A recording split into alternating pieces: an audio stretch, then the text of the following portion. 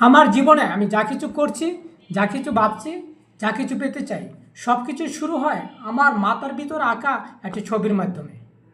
আমি নিজেকে কেমন মনে করি, আমার সামর্থ্য সম্পর্কে আমি কি বিশ্বাস করি, আমার ভবিষ্যৎ সম্পর্কে আমি কি কল্পনা করি, সব কিছুই একটা মেন্টাল পিকচার বা মানসিক ছবি।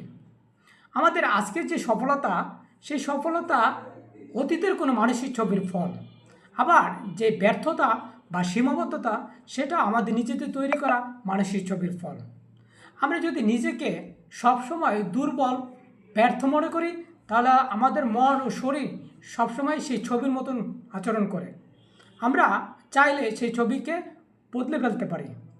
যদি আমরা সবসময় নিজেকে সাহসী, সফল ও নির্ভীক একজন মানুষ হিসেবে কল্পনা করতে পারি, তাহলে ধীরে ধীরে আমাদের জীবনও সেভাবে রঙিন হয়ে উঠবে। আমাদের যে বাইরের জগৎটা দেখি আমরা, সেটা আসলে ভিতরের জগতের প্রতিফলন। আমরা যা কিছু পেতে চাই সেটা আগে বিশ্বাস করতে হবে, আর যেটা বিশ্বাস করব সেটা একদিন বাস্তবে পরিণত হবে।